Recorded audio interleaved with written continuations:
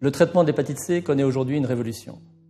Il y a 5 ans, on traitait les patients avec 1 an d'une association, interféron pegylé ribavirine.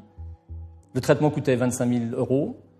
Il était pénible, l'interféron avait beaucoup d'effets indésirables et le taux de guérison n'était qu'à 50%.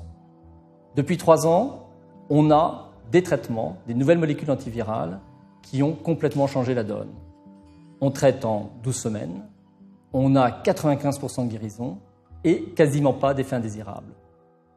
Mon rêve, c'est de me dire que dans 5 ans, on aura la possibilité de dépister des patients en routine, dans une clinique, dans un check-up. On vous fait votre bilan et on vous dit « Tiens, vous êtes infecté par le virus de l'hépatite C. On va vous donner un traitement qui va durer 12 semaines, comme une antibiothérapie un peu longue, mais là, on traite un virus. Et vous n'aurez quasiment pas d'effets indésirables. Et on vérifiera 3 mois plus tard avec une prise de sang que vous êtes bien guéri. » Et ça, on y est presque. La deuxième chose qu'il nous faut après, c'est évidemment faire baisser les coûts du traitement.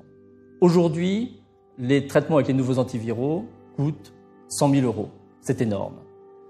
Dans les pays à bas revenus, en Afrique et en Asie, on arrive, avec des traitements génériques produits en Inde, à réduire de 100 fois ce coût. On passe à 1 000 €. Mais 1 000 €, ça reste encore considérable. Qui en Afrique, quel gouvernement, quel individu peut se payer un traitement à 1 000 €? Donc là, il faut continuer à faire des efforts pour rendre ce traitement plus abordable. Peut-être faudra-t-il que des grandes fondations, comme le Fonds mondial, qui financent déjà les traitements du sida, du paludisme et de la tuberculose, acceptent aussi de subventionner les traitements de l'hépatite C. Mais on peut y croire et il faut aller dans cette direction.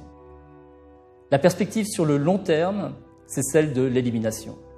On peut en effet imaginer, notamment dans les pays industrialisés, où la transmission aujourd'hui est essentiellement confinée dans le milieu des toxicomanes qui s'injectent des drogues par voie intraveineuse et qui, en échangeant des aiguilles, s'infectent, puisque c'est un virus transmis par le sang, que si on a auprès de ces toxicomanes une politique de prévention et de traitement très volontariste, eh bien on puisse finir par éliminer le virus et, de fait, la transmission dans les pays dits industrialisés. Bon, je rêve peut-être, mais des pays comme l'Australie y pensent très sérieusement dès aujourd'hui. Et dans les pays du Sud, où la transmission se fait plutôt dans les lieux de soins, par des aiguilles contaminées, la chirurgie, toujours un virus transmis par le sang, là, de meilleures mesures de prévention, associées à des traitements beaucoup plus abordables, devraient permettre, à terme, là encore, de réduire considérablement le niveau de transmission et de présence de ce virus dans les populations, et pourquoi pas, dans certaines régions du monde, un jour, de l'éliminer.